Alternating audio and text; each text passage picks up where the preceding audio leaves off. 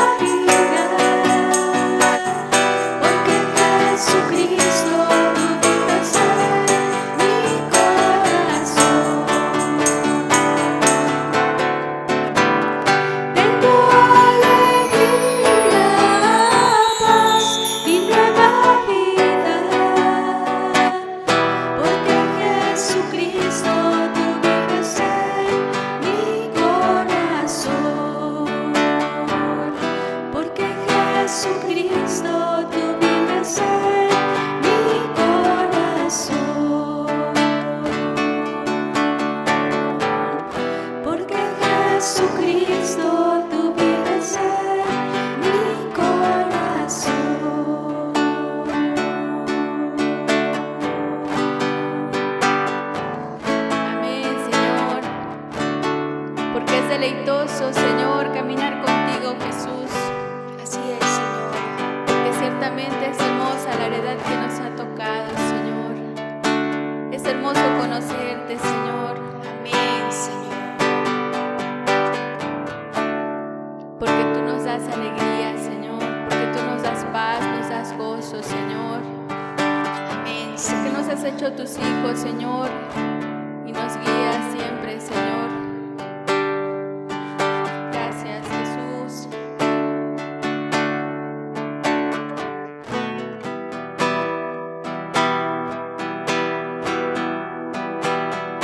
En pastos verdes me apacientas, no necesito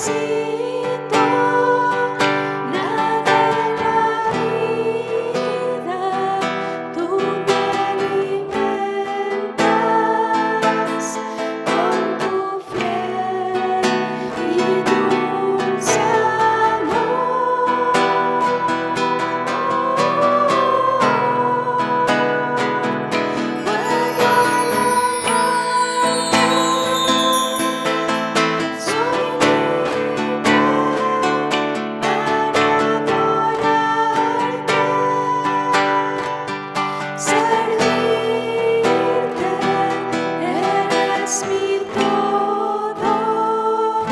eres mi Cristo y mi Señor.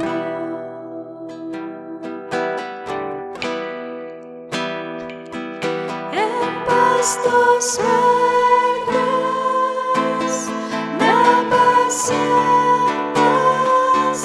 no necesito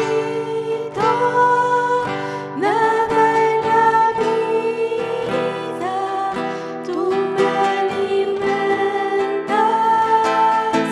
con tu fiel y dulce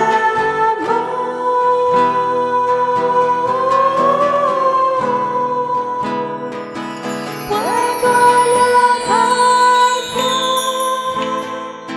soy libre para adorarte, servirte, eres mi todo, eres mi Cristo y mi Señor.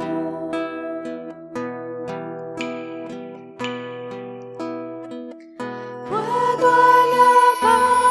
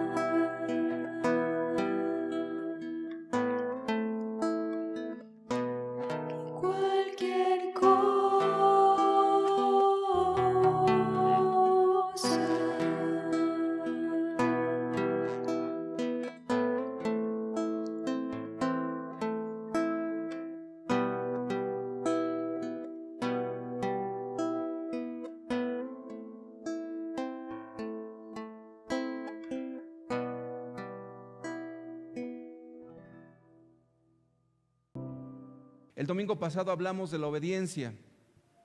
Tomamos el ejemplo de Jonás, hijo de Amitai, y el día de hoy vamos a dar la segunda parte, tomando un ejemplo práctico. Vamos a abrir la escritura, por favor, en el libro de Génesis, capítulo 1, versículo 27 y 28. Y creó Dios al hombre a su imagen, a imagen de Dios lo creó, varón y hembra los creó. Y los bendijo Dios y les dijo: fructificad y multiplicaos, llenad la tierra y sojuzgadla, y señoread en los peces del mar, en las aves de los cielos y en todas las bestias que se mueven sobre la tierra. La palabra que quiero retomar de estos dos versículos es la palabra señorear. Cuando la Biblia nos habla de que Dios puso al hombre para señorear sobre todas las cosas creadas, es una palabra interesante, porque también significa tener dominio, también significa tener autoridad y significa también alguien que tiene preeminencia sobre alguien o sobre algo. Entonces Dios hizo al hombre con la capacidad de señorear, es decir, que en el plan de Dios o en el propósito de Dios es que todos los seres humanos señoremos, tengamos autoridad. Ahora, este principio es tan claro en la vida cotidiana. ¿Cómo lo podemos aplicar?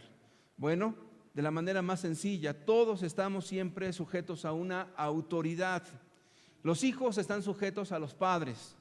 El día que los hijos se casan, siguen estando bajo autoridad.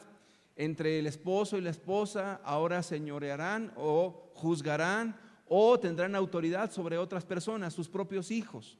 Cuando usted está en una relación de trabajo, también está en una relación de señoreamiento, donde nos sujetamos a alguien, ya sea en el trabajo, ya sea en la casa, ya sea también aún en las actividades recreativas. No se puede quitar la cuestión de señorear, es decir, la cuestión de la autoridad. En todo lo que practicas en tu vida cotidiana, estás ejerciendo esa función que Dios te dio.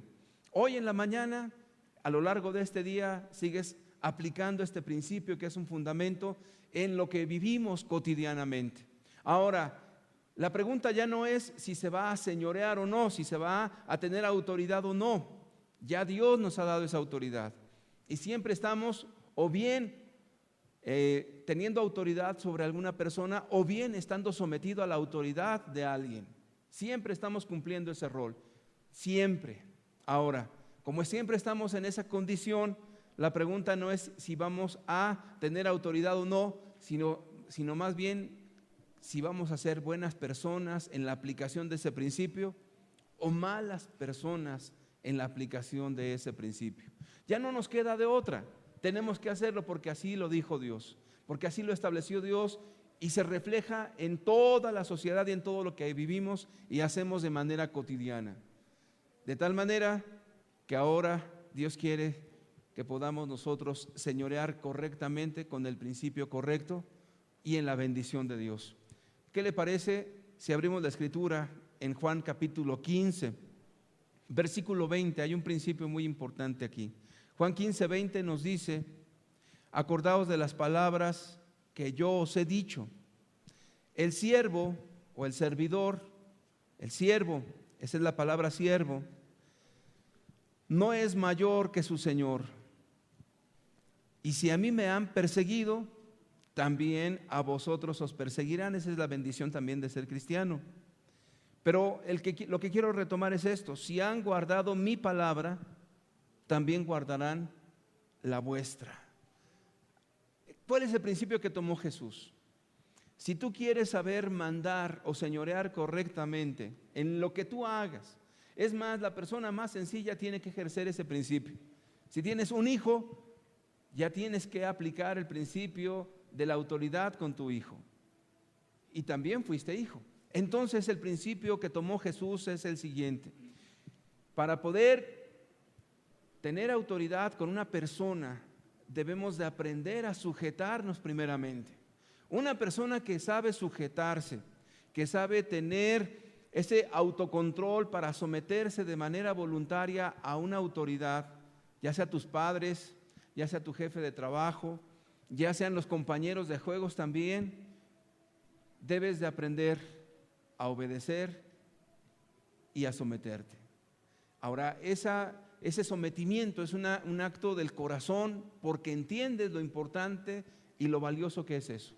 Yo quiero ponerte un ejemplo. Imagínate que en una familia de repente no se obedezcan las reglas, no haya ninguna actitud de tomar señoreamiento, de estar teniendo autoridad en la casa, y que de repente llegara el papá o el padre de familia y dijera: ¿saben qué? Ya no hay reglas, ya no hay nada a quien someterse, ahora yo no voy a ser la autoridad, ni la cabeza, ni su madre, ni nadie en esta casa. Es más, que cada quien haga lo que bien le parezca. Entonces, de repente, los hijos comienzan a llegar a las 11 de la noche, a las 12, a la 1. Otro por ahí comienza a introducir bebidas embriagantes en el hogar. Otro de repente decide hacer una fiesta. Otro de repente puede ver o quiere ver canales de televisión donde hay muchas cosas inmorales, pornografía y cosas de ese tipo. Y nadie tiene por qué juzgar a nadie. Aquí que cada quien haga lo que bien le plazca. Y en ese sentido, de repente unos comienzan a pasar encima de otros. La pregunta que haríamos en este caso: ¿qué piensa usted que ocurriría con una casa donde no hubiera ningún tipo de reglas, ni autoridad, ni obediencia, ni sujeción a nada? ¿Qué pasaría con esa casa? La respuesta la tenemos todos bien clara. Simple y sencillamente esa casa no prevalecería, sería un caos, sería una tragedia, sería un gran problema. Entonces, se requiere la autoridad, se requiere el señorear, se requiere el saber gobernar, se requiere el saber mandar. Y este principio lo estableció Dios desde el Génesis, desde el principio, desde la creación del ser humano. Un hombre que no sabe gobernar bien a su esposa, créame que tiene una infinidad de problemas. Y le voy a decir por qué. Porque apenas me platicaba una persona, y voy a tomar este ejemplo con mucho respeto, y decía: es que mi esposa me pidió permiso para tal cosa. Y luego dice: pero yo no estoy de acuerdo.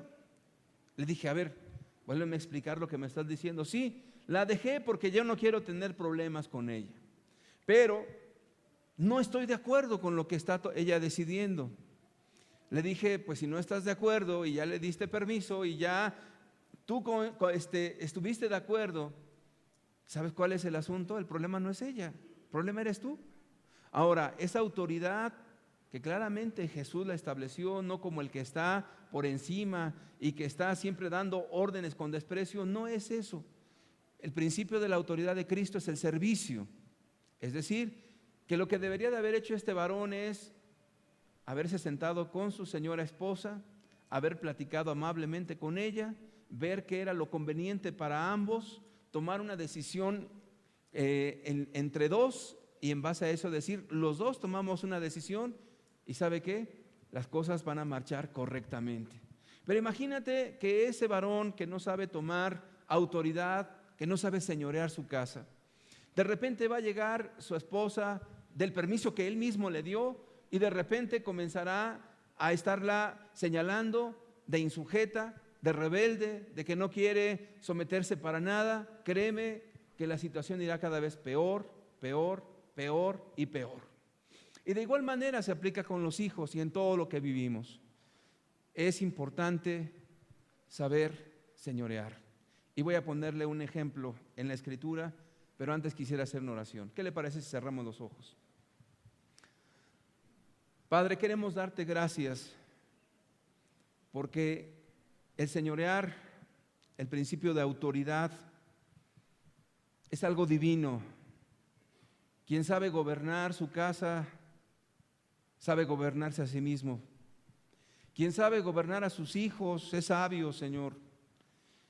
Quien sabe gobernar un negocio, es alguien que tiene principios y fundamentos. Quien sabe obedecer, sabrá mandar. Y quien sabe mandar, sabe servir. Padre, hoy queremos pedirte que nos hables con toda claridad y sencillez a todos los que estamos hoy aquí, a los padres, a los esposos, a los hijos. Padre, porque todos tenemos una responsabilidad, ya sea de señorear o de obedecer. Siempre estamos haciendo una cosa o la otra en todo lo que vivimos, Señor. Ayúdanos a tener la sabiduría de la Escritura. En el nombre poderoso de Jesús. Amén. Me atrevería a decir que gran parte de los conflictos familiares tiene que ver con la falta de este principio en las casas. Cuando no se sabe gobernar, cuando no se saben tomar decisiones en conjunto, cuando no se saben ir juntos tomando decisiones como familia. Qué tragedia. De repente vienen las rebeldías, vienen los problemas, las confrontaciones, las amarguras y cosas peores, hasta la violencia.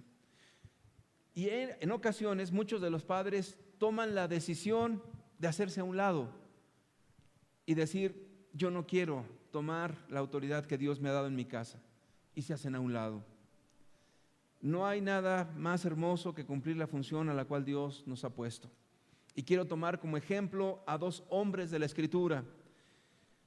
Voy a hablar de Saúl y voy a hablar de David de manera muy práctica y muy sencilla. Cuando el pueblo de Dios quiso que hubiera un rey sobre ellos como nación, el primer rey se llamó Saúl y hubo un parámetro para poder buscar a una persona que estuviera al frente del pueblo. Vamos a leer Primera de Samuel capítulo 9. Vamos a dar lectura, por favor, al versículo 1 y 2. Había un varón de Benjamín, hombre valeroso, el cual se llamaba Cis, hijo de Abiel, hijo de Seror, hijo de Becorat, hijo de Afía, hijo de Benjamín, y tenía él un hijo que se llamaba Saúl, y vienen las características de él, joven y hermoso. Entre los hijos de Israel no había otro más hermoso que él, de hombros arriba sobrepasaba a cualquiera del pueblo. Bueno, la descripción que está dando la Escritura respecto a este varón era el aspecto físico, la cuestión externa, los rasgos externos de un ser humano, y que curiosamente a veces marcan mucho la vida y el parámetro para juzgar de muchas personas. Y hay un dicho en el mundo que dice que como te ven te tratan, es decir, que en general ese principio se fundamenta en que si tú eres una persona exitosa vestirás de tal o cual forma, que si eres una persona que tienes dinero usarás una ropa con tal o cual marca, que si eres una persona que has logrado no sé cuántas cosas, tienes tal y cual característica. Y se tiende muchísimo a despreciar también el aspecto físico cuando no están los parámetros que la gente en la sociedad marca.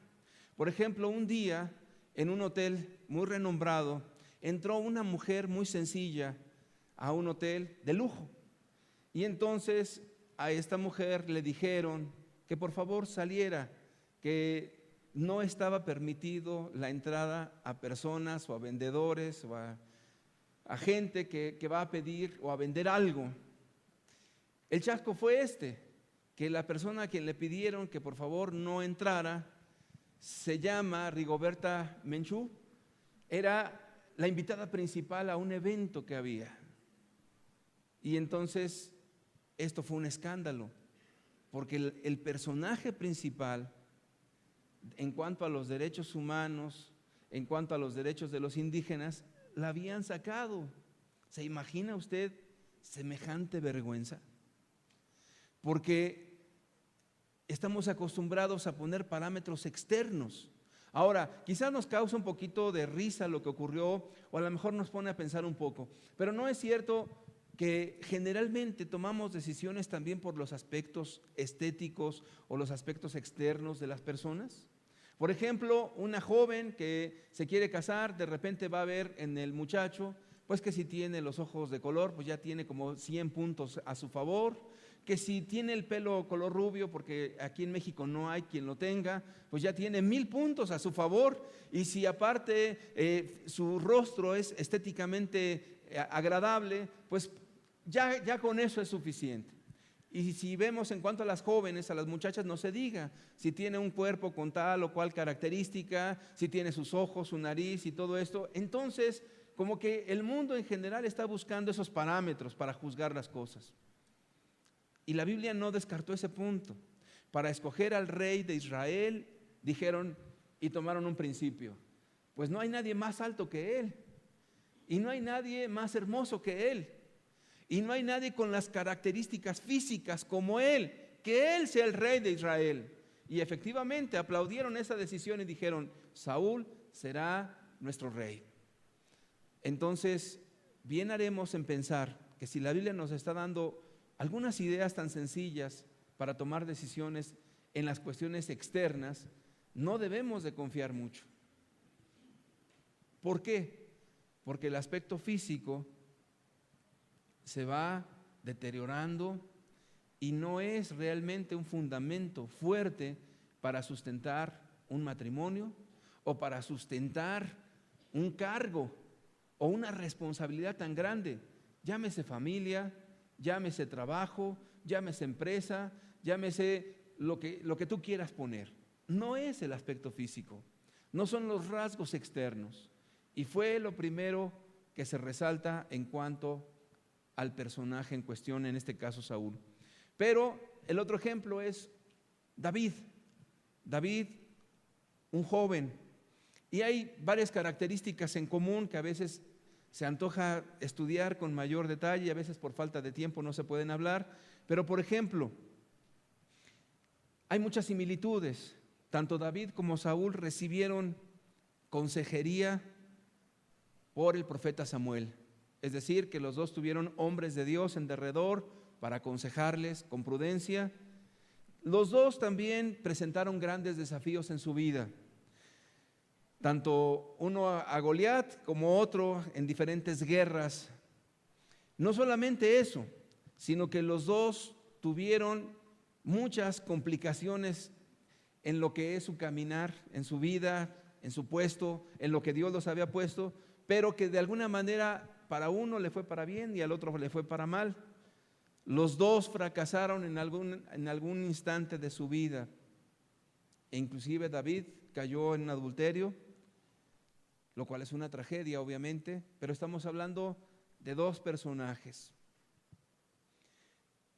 Saúl como primer rey. Y curiosamente, en ese caminar, Dios le da una sentencia a este hombre. Vamos a leerlo en Primera de Samuel, capítulo 13, versículo 13, por favor, 14. Doy lectura. Entonces Samuel dijo a Saúl: locamente has hecho, no guardaste el mandamiento de Jehová tu Dios que él te había ordenado, pues ahora Jehová hubiera confirmado tu reino sobre Israel para siempre. Mas ahora tu reino no será duradero. Jehová se ha buscado un varón conforme a su corazón, el cual Jehová ha designado para que sea príncipe sobre su pueblo, por cuanto tú no has guardado lo que Jehová te mandó. Para que usted tenga un poquito de contexto, Dios manda a Saúl a una guerra contra los de Amalec, y le pide que destruya todo. Algunos estudiosos de la Biblia dicen que la palabra Amalec significa la carne, y hacen pues una comparativa donde dicen ellos que Amalec representa las obras de la carne o los pecados, como usted le quiera llamar, y que entonces Saúl, al ir a la guerra con los de Amalec, no los destruye a todos, sino que perdona a los reyes, a lo mejor del ganado, es decir, que cumple de manera parcial la voluntad de Dios. Cuando Dios se da cuenta, porque Dios todo lo ve, entonces manda al profeta Samuel y le dice: Dios te ha desechado, ya Dios no quiere nada contigo. Cuando tú lees esta porción de la Biblia, como que lo primero que piensas es lo siguiente: Dios fue muy drástico con él. Todos merecen una oportunidad, ¿no cree? ¿Qué piensa respecto de eso? ¿Todos tenemos derecho a una oportunidad? ¿Sí o no? Sí.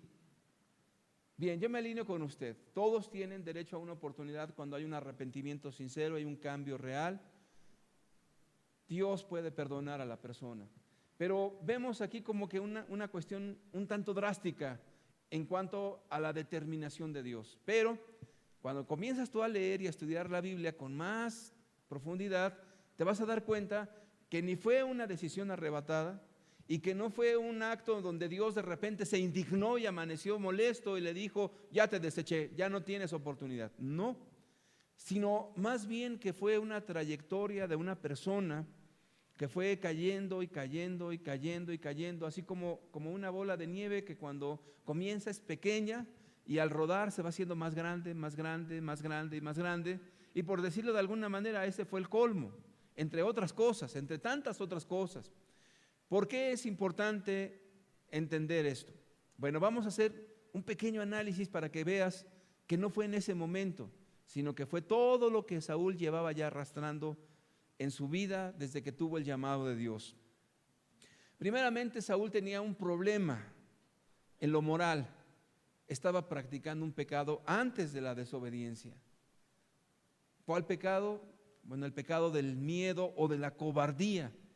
La Escritura nos dice que los cobardes no entrarán en el reino de los cielos. ¿A qué cobardía se refiere la Escritura? Cuando por miedo no haces la voluntad de Dios, cuando por temor a las consecuencias no obedeces lo que Dios te está mandando o no haces lo correcto. Vamos a ver 1 Samuel capítulo 10, por favor. Voy a dar lectura al versículo 20. Y haciendo Samuel que se acercasen todas las tribus de Israel, fue tomada la tribu de Benjamín, e hizo llegar la tribu de Benjamín por sus familias, y fue tomada la familia de Matri, y de ella fue tomado Saúl, hijo de Cis, y le buscaron, pero no fue hallado. Preguntaron pues otra vez a Jehová si aún no había venido allí aquel varón, y respondiendo Jehová: he aquí que él está escondido entre el bagaje. Era la reunión para ungir al nuevo rey de Israel. Estaba la reunión bien bonita, los representantes principales de las familias, y de repente estaban preguntando por el señor Saúl. Lo buscan y lo buscan y lo buscan, y Dios le da una palabra al profeta. Dice: está escondido en el bagaje, es decir, allí donde alimentan a los caballos o a los animales, entre las hierbas que les dan de alimento, allí estaba escondido Saúl. Es decir, tenía cierto miedo de confrontar o de enfrentar una circunstancia donde para él era complicado. Vamos a leer ahora el versículo 27. Pero algunos perversos dijeron, ya cuando hace aparición Saúl: ¿cómo nos ha de salvar este? Y le tuvieron en poco y no le trajeron presente. ¿Qué dice? ¿Más él qué? Es decir, tuvo miedo de estar públicamente en el acto donde lo iban a ungir como rey. Ya lo traen, lo ponen al frente, y de repente algunos perversos comienzan a juzgarlo en voz alta y le dicen, ¿cómo nos ha de juzgar este? Y Saúl escuchó todo lo que estaban diciendo, pero hizo como que no oyó. Es decir, comenzó a disimular y a hacer como que él no escuchaba absolutamente nada. Yo quiero decirte que la cobardía es un pecado terrible. Parece un detalle, ¿no? Porque la Escritura en Apocalipsis 21:8 dice eso, que los cobardes no van a entrar al reino de los cielos. Pero el valor del cual está hablando Dios no es el valor como entendemos en nuestra cultura, de que el que es valiente puede golpearse con quien sea y no le tiene miedo a nada. No se está refiriendo para nada la Escritura a eso, sino más bien al hacer lo que es correcto siempre. Imagínate de repente que tú eres una persona que sabes que en el trabajo están robando, están defraudando. ¿Qué hace el común de las personas? Pues hace como que no ve. Yo no vi nada, yo no sé nada. A mí que no me metan en sus problemas, en sus conflictos. Sabes que el jefe está robando y están falsificando firmas y haciendo muchas cosas incorrectas. Pues yo no sé nada, yo no vi nada, yo no vi nada, yo no sé nada. De repente sabes que en tu casa muchas cosas están mal y tus hijos, que ya son jóvenes, están yéndose por el mal camino, ya sea en el alcohol, y no tienes el valor de confrontar sus malas obras, su alcoholismo, su borrachera, porque son gente muy osada en cuanto a decirte tus palabras. Te pueden ofender, inclusive pueden levantarte la mano, y aunque son tus hijos, les tienes cierto respeto, por no decir miedo, y no quieres confrontar semejantes cosas. Un día un papá me dijo, ¿qué crees? Que una vez llegó mi hijo y me empezó a patear la puerta. A las 3 de la mañana me empezó a patear la puerta y le dije, ¿por qué? Dice, es que siempre llega bien tarde. Y yo le dije que si llegaba tarde otra vez, le iba a cerrar la puerta, y así lo hice. Entonces yo le dije, bueno, si has tomado usted esa decisión, qué bueno, seguramente lo está haciendo por amor a su hijo. Dice, sí, así es. Y le dije, ¿y qué hizo? Dice, no, empezó a patear la puerta y empezó a patear la puerta, y dije, ay, mejor le volví a abrir para evitar la situación, y le dije, ya no lo vuelvas a hacer. ¿Y qué cree? Que lo volvió a hacer toda la vida hasta la fecha, seguramente lo seguirá haciendo. Porque confrontar la falta, el pecado de los hijos cuando son grandes, no cualquiera lo puede hacer, o no cualquiera está dispuesto a hacerlo. Entonces, para evitarme los conflictos con mi hijo, que es de veras muy agresivo, o con mi hija que de plano me avienta hasta cosas y me dice cuantas cosas que yo la verdad prefiero mejor no meterme y que haga lo que quiera. Entonces, la cobardía, así es. Ahora, lo puede usted aplicar en muchas otras cosas, ¿eh? Hay caso tras caso de todo esto. Un día una persona me dijo, una señora, ¿qué crees? Que mi esposo me pega, se droga en la casa, me pegó, me dejó con un ojo totalmente cerrado. En una ocasión me mandó al hospital de una golpiza que me dio. Y en una ocasión, cuando se estaba drogando y que abrí la puerta del baño que se estaba drogando, se enojó y me golpeó. Y me pregunta, ¿qué hago? Me quedé pensando y le dije, pues no sé qué quiera que haga o que hagamos, o ¿qué puede hacer? Pues denúncielo, haga algo. No estuvo dispuesta a hacerlo, porque le tiene un miedo espantoso a ese hombre. Y por miedo a ese hombre, prefiere aguantar los insultos, las humillaciones. Prefiere aguantar lo que sea con tal de no confrontar la ira y el coraje y toda la maldad que está en esa persona. No lo quiere hacer. Y no está dispuesto ni dispuesta a hacerlo. ¿Por qué? Porque tiene miedo. Tiene miedo que ese hombre la mate. Tiene miedo que ese hombre le haga algo. Qué terrible es cuando el miedo hace que las personas no hagan lo que es perfectamente claro que deben de hacer. Cuando un familiar abusa de uno de tus hijos, sabes que te vas a meter en un problemón. Y me estoy refiriendo a cualquier tipo de abuso, llámese un abuso psicológico, un abuso sexual o a golpes. Créeme que ese tipo de situaciones generan muchos problemas. Y como bien dijo por ahí alguien, nadie se quiere meter en problemas, nadie. No, nadie quiere, y honestamente nadie queremos. Pero los problemas nadie los busca, los problemas llegan solitos y tocan a tu puerta. Imagínate que te digan, oye, están abusando de tu hijo, allí donde lo llevas a hacer deporte.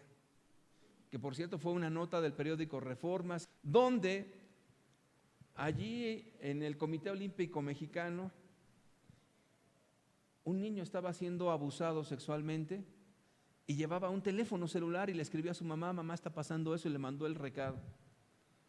La mamá, que es valiente, inmediatamente fue a tocarles, habló a la policía, casi vienen los helicópteros, se llevaron al hombre confrontó la situación y no la dejó, porque era un momento decisivo.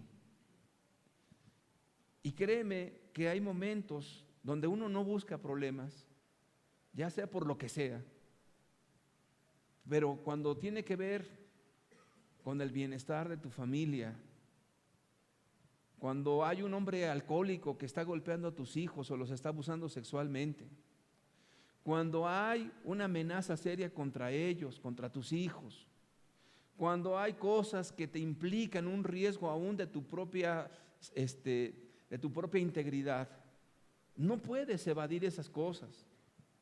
Porque una persona que tiene autoridad en su casa está buscando el beneficio, el bienestar de sus hijos, de su esposa, de su familia. Nadie busca problemas, nadie los quiere, cierto, pero la cobardía lleva a disimular, a no escuchar, a no ver, a no querer meterte en problemas. Hago como que no sé, como tantas madres cobardes donde sus hijos les han dicho, fulano de tal me hace semejantes cosas, y la madre prefiere no oír y decirle, ay, no es cierto, estás exagerando, y le da la razón al tío, o le da la razón al nuevo esposo que tiene, a la nueva pareja que tiene. No es cierto, y cierra sus oídos a eso, cierra sus ojos para no ver la realidad porque quiere evadirla. Bueno, ese principio de señorear, de tener autoridad, Saúl no lo tenía. Y desde entrada, una persona que está siendo llamada a señorear o a tener autoridad como Saúl, lo primero que se requiere para eso es el carácter de Dios. Entonces Saúl estaba escondido, y cuando oye las críticas, pero no era cualquier crítica, porque toda crítica es buena si tiene el propósito de ayudarte, pero eran críticas que en su propia cara le estaban rebotando, diciendo, este no sirve para nada, y en su propia cara lo estaban confrontando, y él se cayó. Por eso mismo eso lo fue arrastrando toda su vida. Cuando Dios lo mandó a pelear con Amalec, cuando el profeta le pregunta, oye, ¿y qué balido de ovejas es este que oigo? Y entonces él dijo, el pueblo perdonó lo mejor del ganado. El pueblo, la multitud me presionó para no obedecer tu voz. La presión que sentía en derredor, eso me impidió hacer tu voluntad. Ay, si no me digas. Entonces, primer punto en contra de Saúl, su cobardía. Una persona que tiene el pecado de cobardía siempre estará evitando todo. ¿Ves que alguien está engañando? No dices nada, yo no me quiero meter en problemas, allá él, allá ellos, yo no. La Escritura nos dice que Dios no nos ha dado espíritu de cobardía, sino de amor, de poder y de dominio propio. ¿Qué requieres para ser un buen gobernante en tu casa? Valor. Necesitas decirle a Dios, ayúdame para ser un líder conforme a tu corazón, para obedecerte, porque eso implica grandes responsabilidades. Créame, grandes responsabilidades. Y si tú como papá, cuando ves a tu niño hacer un berrinche por la pena delante de los demás, que en el centro comercial o en el café o en el restaurante o con tu familia, el niño comienza a darse vueltas y a hacerte por ahí un teatrito de aquellos, y a ti te da vergüenza. Ay, no, ¿qué van a pensar de mí? ¿Qué van a decir? Y entonces haces como que no oyes nada, no oyes el berrinche del hijo, no oyes las groserías y que aventó el carrito y le sacó, o le quiere sacar casi el ojo al otro niño y tú no dices nada. Ay, qué niño, vente para acá. Comienzas ahí a tener problemas bastante severos. Y si no corriges a tu niño a los 8, 10 años o desde que lo tienes, y te cuesta trabajo, cuando tenga 15 te va a costar mucho más trabajo. Y si sigue en tu casa y tiene 20, va a pasar por encima de ti. Y todo porque no tuviste el valor de confrontar sus malas acciones desde pequeño. Saúl no lo hizo, no tuvo voluntad. Le tuvieron en poco, disimuló. Y fíjate que eso le acompañó toda su vida. Vamos a leer 1 Samuel capítulo 15. Versículo 24, por favor. Fíjate lo que dice Saúl después de su desobediencia.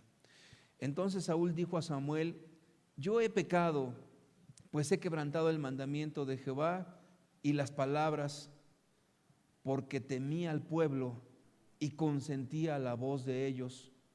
Perdona pues ahora mi pecado.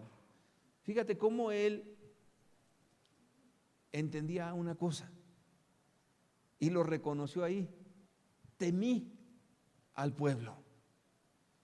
Jesús puso un principio muy alto para las personas cristianas: que no temamos al que mata el cuerpo, mas el alma no puede matar, sino que temamos a aquel que después de muerto puede echar nuestra alma en el infierno. Es decir, que Dios prohíbe tenerle miedo a los hombres, porque el temor al hombre, ¿qué dice el libro de Proverbios? ¿Pone qué? Porque el miedo al hombre te pone lazo. Entonces, cuando una persona está bajo el miedo de otra, véalo usted, por ejemplo, en las bandas de los jóvenes de la calle, manejan perfectamente el miedo.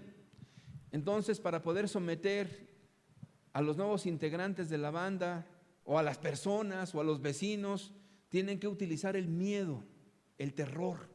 Y entonces las golpizas, o el herirlos, o matar a alguien. Entonces todo eso genera un miedo al hombre que te paraliza, que te inutiliza, porque el temor al hombre pone lazo. Es como si te amarraran, así te pusieran un lazo y te amarraran las manos y los pies y no pudieras hacer nada y estuvieras inutilizado porque tienes miedo.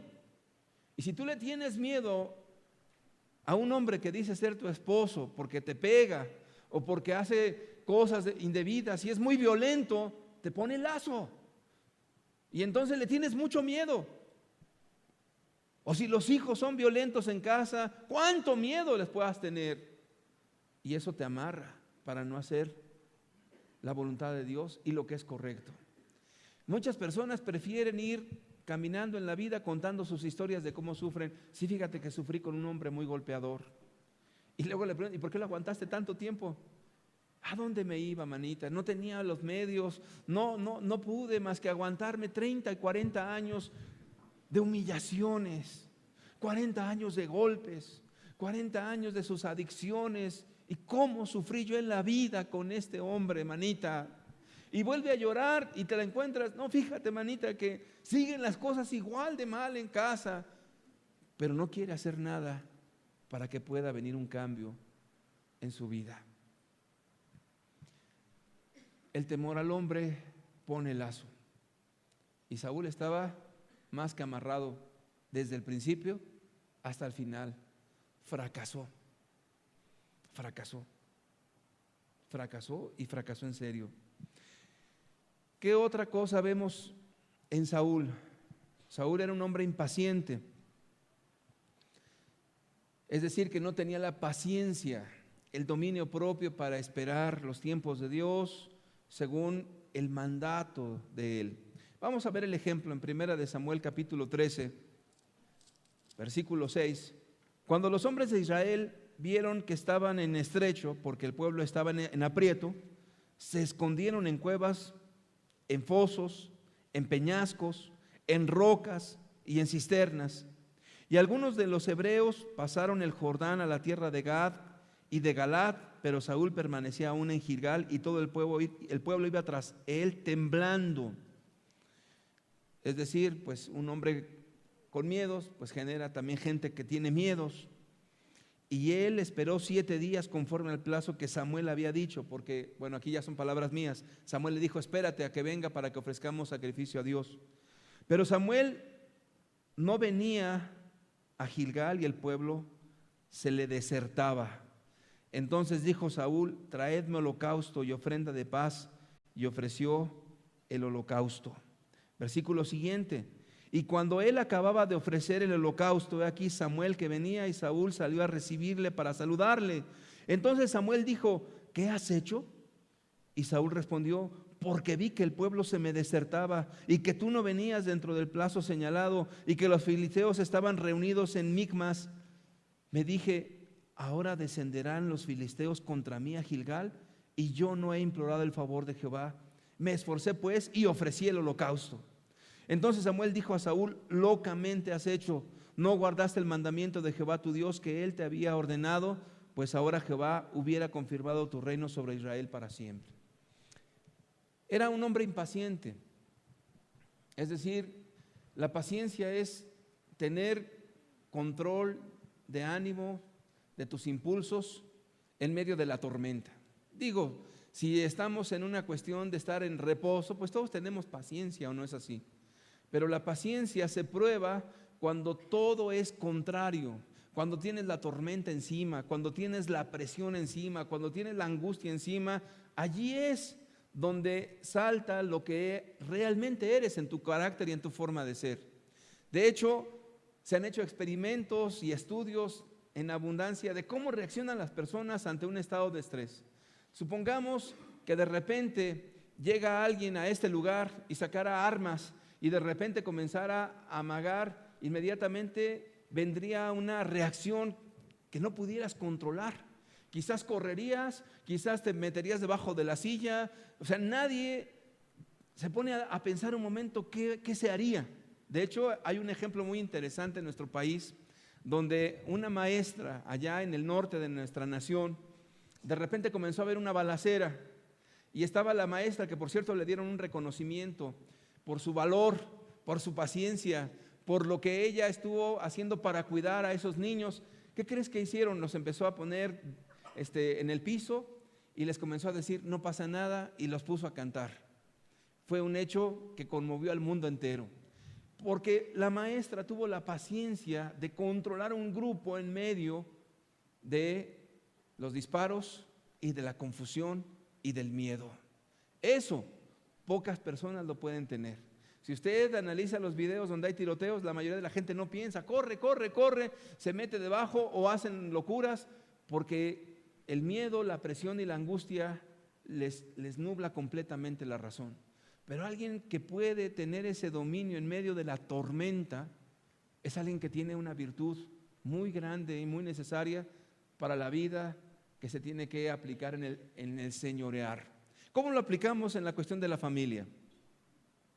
Pues lo aplicamos, si eres madre, cuando te sientes tensa por todo lo que estás viviendo en derredor con tus hijos. Las que son mamás y tienen muchas actividades en casa, de repente un niño comienza a gritar, uno de repente jaló algo y se cayeron todas las ollas, y de repente otro comienza también a desesperarse y se arma un ambiente allí que sientes como si agarraras 2 cables eléctricos y te empezaran a poner una tensión encima. Muchas madres comienzan a reaccionar, ¡ya me tienen harta! Y comienza a tomar parejo a todos los niños y a todos los empieza a castigar sin ton ni son. Eso es falta de paciencia. Allí es donde se puede mirar cuánta paciencia tienes en tu vida. Lo puedes aplicar cuando eres padre de familia y no hay dinero y estás bien cansado y no tienes ánimo y no tienes de verdad ninguna posibilidad de ayuda de ningún tipo y te sientes bajo la presión y más presión y más presión. Entonces, la gente normal se desespera, grita, maldice, comienza a berrear, a hacer muchas cosas, pero aquel que en medio de la tormenta, llámese padre de familia, llámese mamá, llámese jefe de una oficina o llámese como le quieras poner, que tenga autoridad y esté tranquilo en medio de tanta angustia y de tanta tormenta, eso no cualquiera, eso es virtud. Y lo que se requiere para que una persona pueda gobernar bien su casa, porque Dios nos ha puesto para señorear, es precisamente eso, que tengas paciencia. Y que con esa paciencia en medio de la tormenta sigas avanzando y avanzando y avanzando, y verás que después de la tormenta viene la calma. Porque así cuando estaban allí con Jesús en la barquita y se inundaba, se levantó Jesús y reprendió la mar y los vientos. Y hasta la gente que no conoce a Dios tiene un dicho. La gente que no tiene a Dios dice: Dios aprieta, pero ¿qué? Dios aprieta, pero no ahorca. Son dichos de la gente que no tiene a Dios. Imagínate si la gente que no tiene a Dios dice: Dios aprieta, pero no ahorca. ¿Qué podemos decir los que somos cristianos? Dios te sostiene en el infierno y no te quemas ahí. ¿Qué te parece? Si no me crees, hubo 3 hombres llamados Sadrach, Mesach y Abednego que los metieron a un horno de fuego. Y entonces dicen que allí había 4 personas. Y entonces el rey de Babilonia los vio, dijo: ¿no metieron a quemarse ahí 3? ¿Por qué veo 4? Y veo a uno como con forma de un hijo de hombre. Y cuando salieron, porque Dios no permitió que les pasara nada, dice que ni su ropa se quemó, porque Dios los guardó. Entonces, cuando tú creas que en tu casa todo se empieza a cimbrar, cuando tengas la presión encima, debes de tener claro una cosa: Dios tiene control de eso. El asunto está en si realmente tú pasas la prueba para aguantar con paciencia las presiones de la vida cotidiana. Y yo hago una pregunta: ¿quién no tiene presiones? Dígame. ¿Qué personas no están angustiadas porque no alcanza el dinero? Porque no alcanza la quincena. ¿Qué personas no tienen presiones porque están cansados, cansadísimos y tienen que seguir mañana al otro día igual o peor y muchas otras cosas, y de repente ves la presión en la casa, o de repente un hijo te amenazó con que se quiere ir ya y que te va a dejar? ¿Cuánta presión no estás recibiendo una y otra vez? ¿Quién no la tiene? Y si alguien dice: no, yo creo que tal persona o tal familia no las tiene, pues estás equivocado. Todas las personas tenemos que pasar por esos momentos de mucha presión. Todas. Ya sea en tu trabajo, ya sea en tu casa, ya sea en lo personal, ya sea en la iglesia donde estás. El asunto no es si va a pasar o no va a pasar, si va a pasar. Lo que hace la diferencia es cómo lo vas a pasar. Y aquí, cuando Saúl, volviendo a nuestro ejemplo de la Biblia, de repente vio la presión de que, oye, estamos en guerra y el hombre de Dios, el profeta, no llega, y para colmo la gente se me está desertando, están huyendo, y lo que dice ahí la Biblia es que Saúl iba temblando y la gente también con miedo detrás de él, y de repente dijo: no podemos esperar más, y él mismo ofreció el holocausto, lo cual no le era permitido, y pecó contra Dios. ¿Cuál era el problema? No servía para las presiones de la vida. Ahora, pues nadie estamos hechos de hule. Si aguantamos algún tipo de presiones por la misericordia de Dios, es porque confiamos en Él. Pero es importante entender que la vida que usted tiene está cargada de muchas angustias y presiones y dificultades. El cómo, esa es la diferencia. Saúl reprobó. Llevamos 2 pecados: la cobardía y ahora la impaciencia. le añadimos otro a Saúl. Saúl era impulsivo, tomaba decisiones demasiado a prisa, no se sentaba a considerar absolutamente nada. De hecho, estando en guerra también, que la guerra representa la vida cotidiana. Sí, la vida es una guerra, es una batalla continua. Bueno, estaba en guerra y de repente, cuando necesitaban estar sus hombres fuertes para la guerra, bien alimentados porque iban a enfrentar al enemigo, de repente él como que tiene una revelación y dice: ¿saben qué? Para que Dios nos dé la victoria vamos a ayunar y nadie va a comer ni a beber, esperando el favor de Dios en medio de la batalla. Imagínate nada más. Primera de Samuel 14, versículo 24. Pero los hombres de Israel fueron puestos en apuro aquel día, porque Saúl juramentó al pueblo diciendo: cualquiera que coma pan antes de caer la noche, antes de que haya tomado venganza de mis enemigos, sea maldito. Y todo el pueblo no había probado pan. ¿Qué fue lo que ocurrió? La gente estaba desganada, no podían enfrentar al enemigo. Y entonces dijo que todo aquel que comiera iba a estar maldito y lo iba a sacrificar. Entonces su hijo, que no había oído las palabras de su padre, dice que comió miel y le fueron esclarecidos sus ojos. Tuvo fuerza y fue útil en la guerra. Y después, como él mismo se enlazó con sus propias palabras, iba a matar a su hijo para cumplir su propio dicho. Y después de eso se retracta de lo que dijo y no lo cumple, no le hace mal a su hijo. Entonces vemos a una persona rápida para tomar decisiones. El libro de Proverbios nos dice que el que se apresura con sus pies peca. Es decir, que alguien cuando de repente promete o dice o toma decisiones apresuradas y luego después comienza a reflexionar en ellas, le será contado por pecado. ¿Qué pensarías, por ejemplo, de una persona que dice: bueno, ¿sabes qué? Me voy a casar. Y ya estoy casado, me casé con la muchacha fulana de tal, o la muchacha con el muchacho fulano de tal. Y de repente, ya que está casado, dice: ¿y por qué me casé? Y no, yo creo que no era con ella, era con la otra, ya me casé.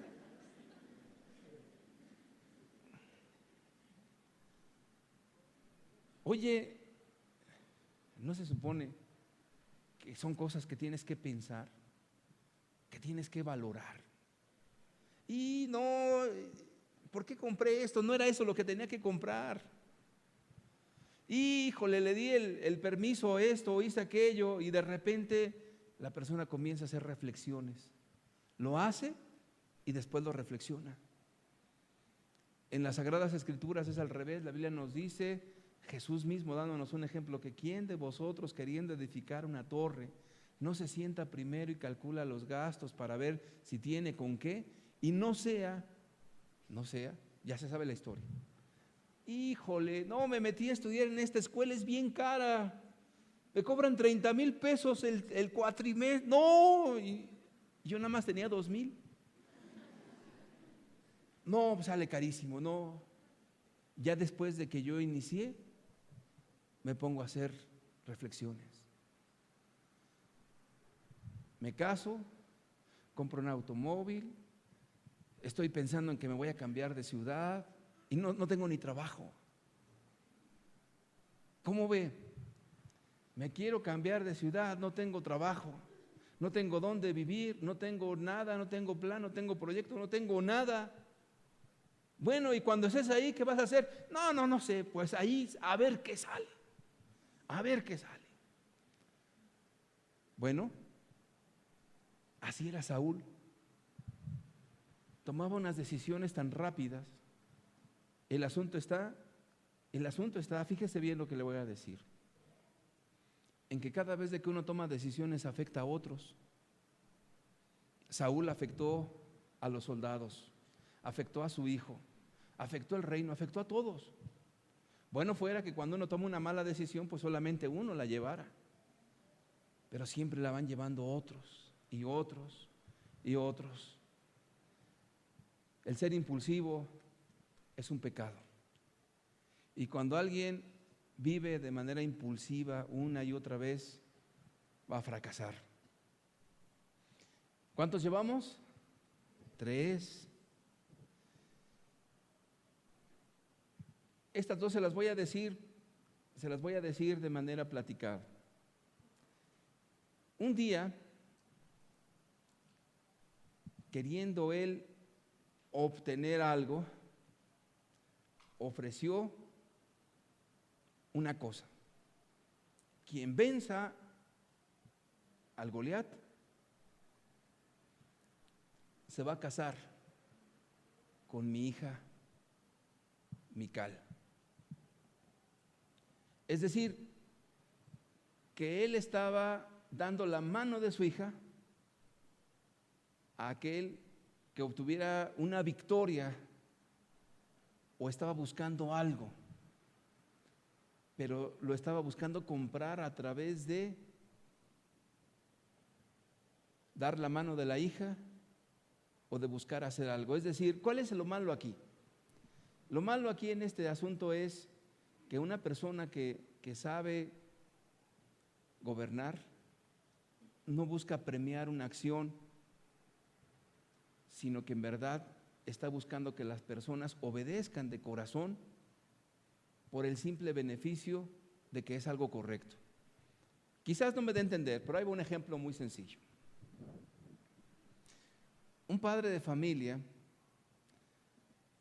tenía un miedo de que el hijo se le fuera de la casa. Y entonces optó por una idea: si yo le compro un automóvil a mi hijo, entonces voy a lograr que él no se vaya de la casa. Y entonces el padre estaba comprando la sujeción del hijo con el carro, con premios, con regalos, con obsequios, con esto y con lo otro. ¿Qué hay de malo? Que al final de cuentas pierdes lo que no quieres perder, porque no hay una motivación del corazón. ¿Sabes?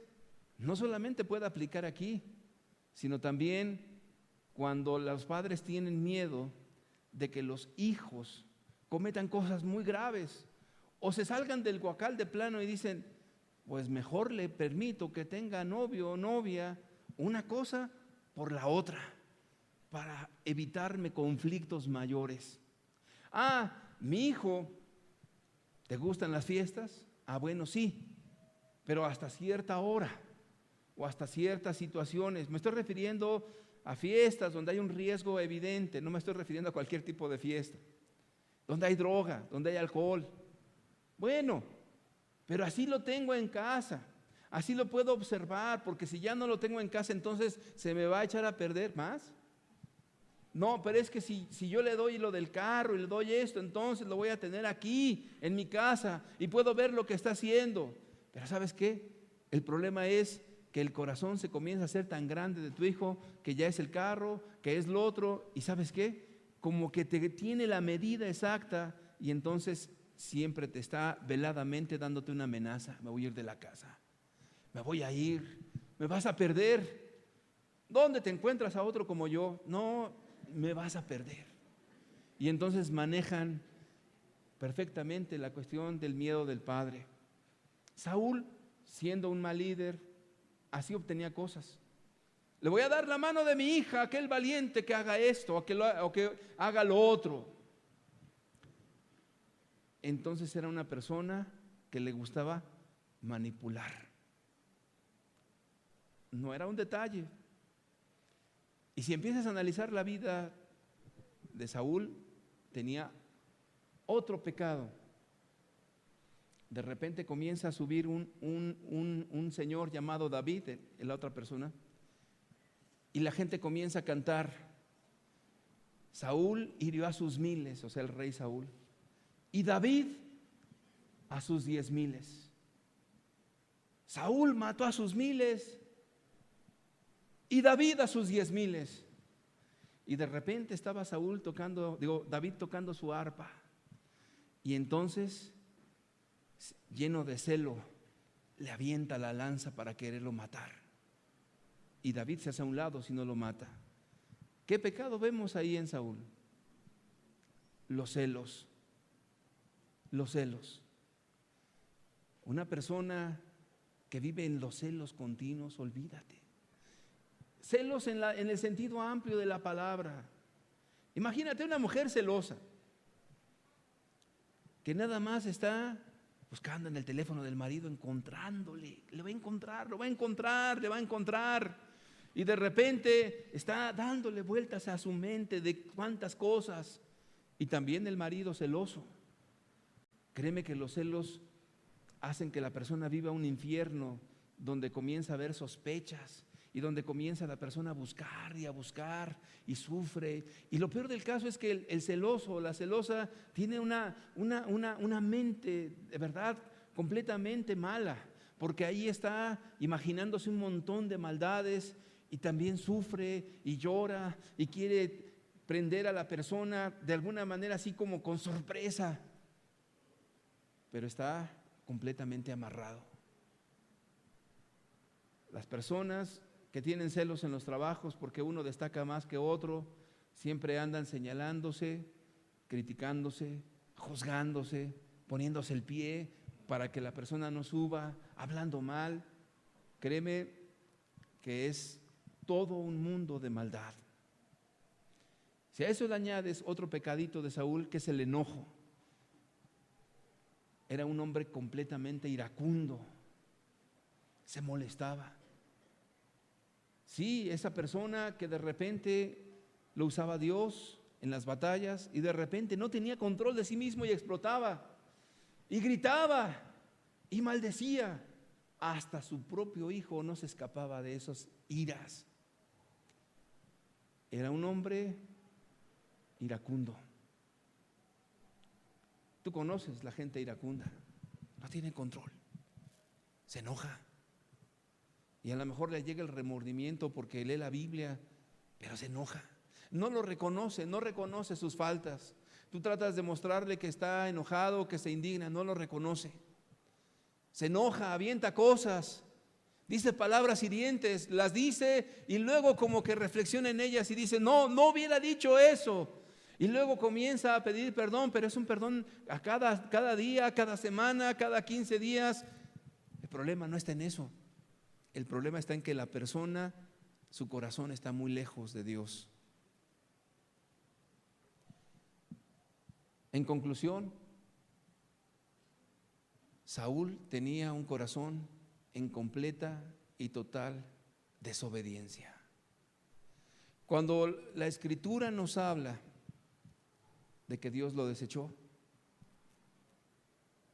no contradice el carácter de Dios. Recuerde que vimos en la predicación pasada que Jonás le había dicho a Dios que era un Dios tardo para la ira y grande en misericordia. ¿Y sabes qué? Efectivamente, Dios es un Dios tardo para la ira y grande en misericordia. El problema de Saúl fue que fue una persona que tenía una multitud de pecados y todos iban creciendo y creciendo y creciendo y haciendo pedazos su propia vida, la de su hijo, la del pueblo, perdiendo batallas, desobedeciendo una cosa más, teniendo cobardías. Realmente su vida fue un fracaso total. Dios fue muy paciente con Saúl. Todo lo que tú comienzas a leer con la Biblia, todo lo que vivió Saúl, yo siempre digo una cosa: Dios sigue siendo tardo para la ira y grande en misericordia. No fue un asunto de un momento que Dios amaneció de malas y desechó a Saúl. Jamás vayas a interpretar la Biblia así. Dios tuvo toda la paciencia con Saúl, toda. Dios es un Dios tardo para la ira y grande en misericordia. Voy a dejarle aquí. Nos falta otro personaje que es David. Yo te quiero pedir que cierres tus ojos y que entendamos de manera sencilla en nuestros corazones que son enseñanzas prácticas. Dios te puso a ti y a mí para señorear, para tener autoridad. Jesús dijo, si tú guardas mi palabra, guardarán la tuya. Eso le dijo a sus discípulos, si han guardado mi palabra, guardarán la vuestra. Se requiere la obediencia para enseñar la obediencia. Se requiere entender que para vivir en ese principio de autoridad necesitamos la gracia de Dios. Saúl fue llamado por Dios, pero no cambió todas aquellas cosas que le estaban desviando. Todo aquello que le fue para su propio mal.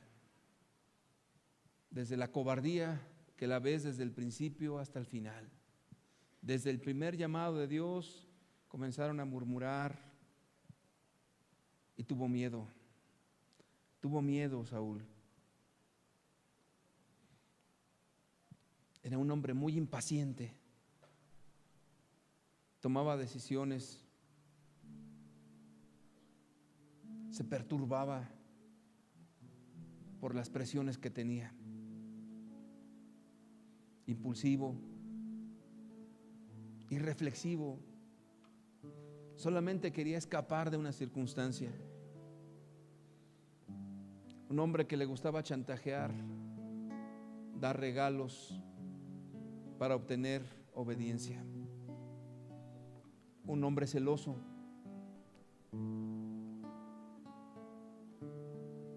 Un hombre iracundo. Una vida llena de desobediencia. Dios te ha llamado a tomar autoridad en tu casa, con tus hijos. No puedes evitar el principio de señorear.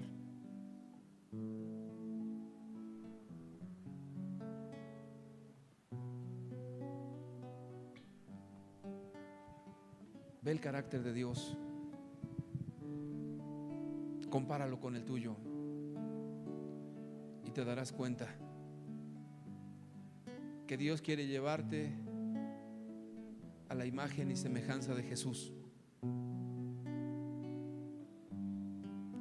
Es como mirarse a uno mismo y darse cuenta que uno está muy lejos del estándar que Dios ha establecido, pero no para reprobarte, no para desecharte, no para hacerte a un lado,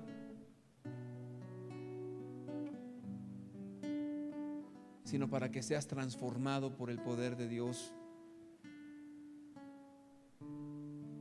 Porque Dios no quiere que ninguno perezca, sino que todos procedan al arrepentimiento.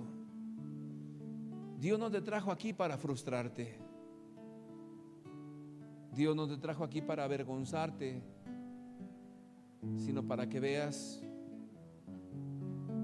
la vergüenza de tu desnudez y puedas acercarte a Dios y decirle: Señor, transfórmame. No quiero ser como Saúl, porque oportunidades las tuvo de cambio.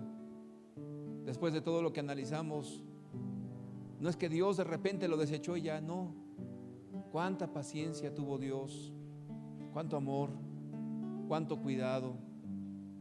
Y si somos honestos, ¿cuántas veces hemos sido así, impulsivos? Y Dios nos ha ayudado. ¿Cuántas veces tenemos miedos? Pero le pedimos a Dios y Él nos ayuda. ¿Cuántas veces sentimos la presión de la vida y a veces pensamos: ya no podemos, ya no puedo, hasta aquí llegué? Volteamos a ver a Dios y nos da la fortaleza. No es por las virtudes propias, sino por el amor de Dios,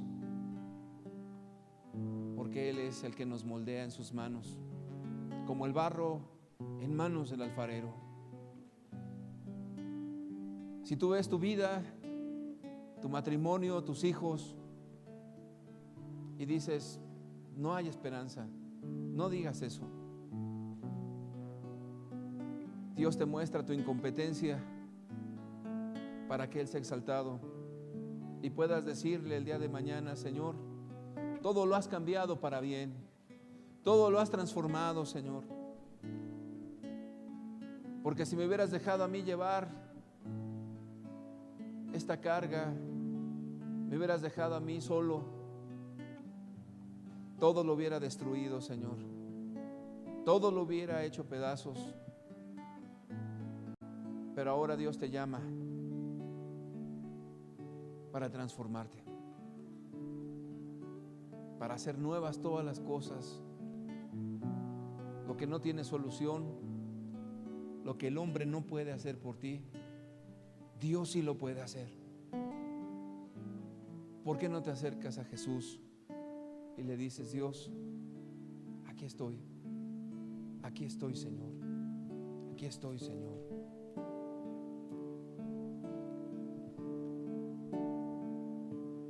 Cambia mi corazón,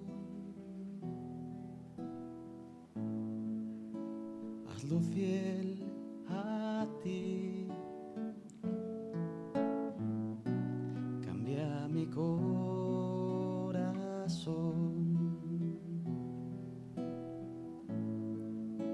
quiero estar en ti.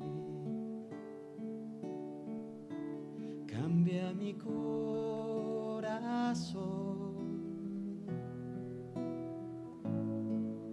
necesito de ti. Acércate hoy a mí, tócame, Señor.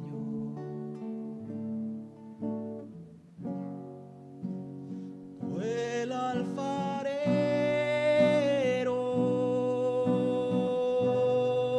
yo el barro soy. Cambia mi vida,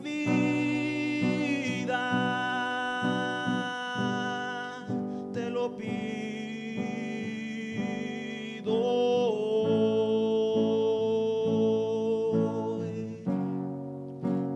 Tú el alfarero,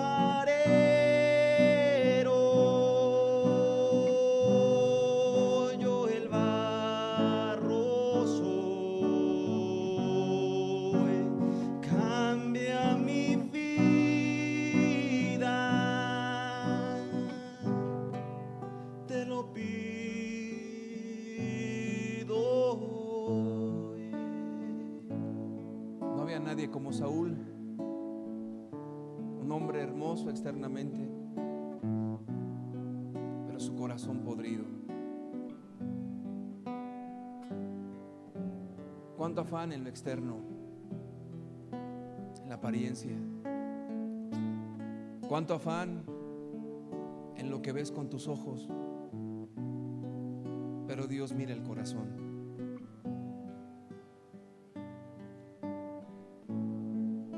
Tanto te has preocupado por lo externo. Dice la Escritura que pongamos nuestros ojos en las cosas eternas. Son las que permanecen. Dios mira el corazón. Dios mira lo que hay en tus pensamientos.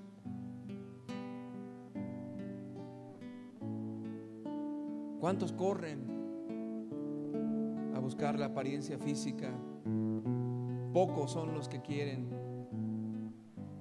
hermosear su alma, su corazón.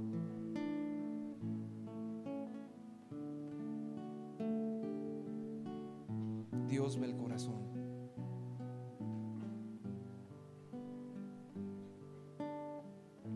Y Él es el único que puede transformarte, nadie más.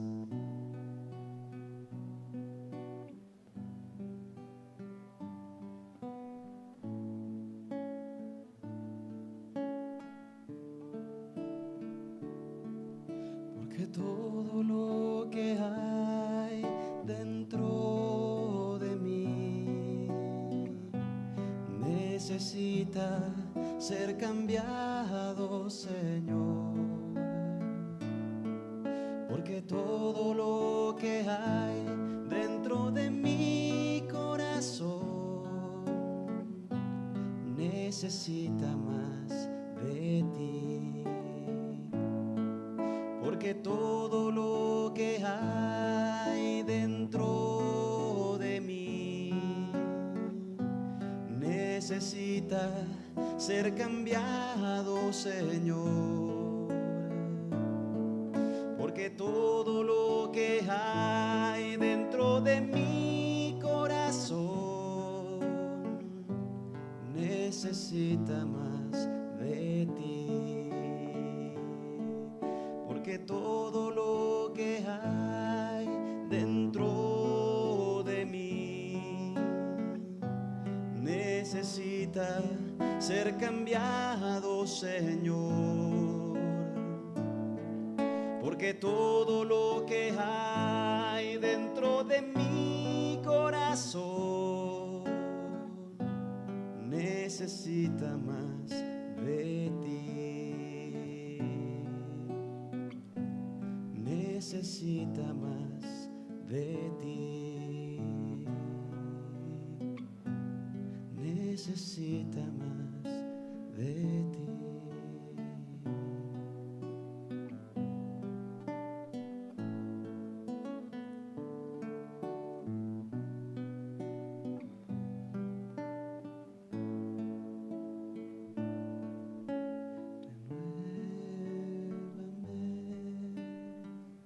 Señor Jesús, ya no quiero ser igual. Renuévame, Señor Jesús, pon en mí tu corazón, porque todo lo que hay dentro de mí necesita ser cambiado, Señor, porque todo lo que hay dentro de mi corazón necesita más de ti,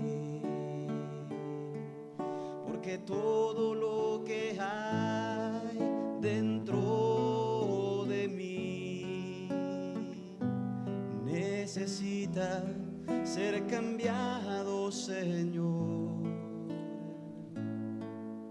porque todo lo que hay dentro de mi corazón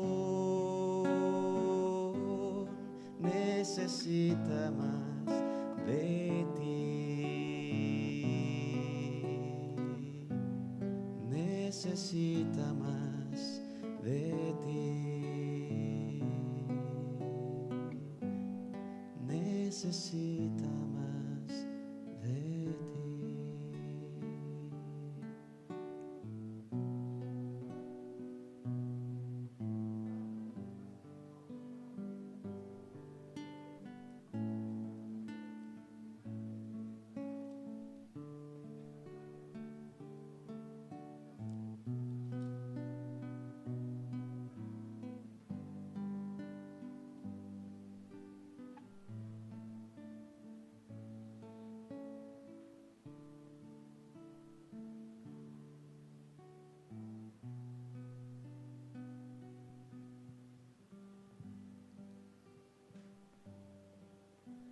Gracias por tu presencia, Señor.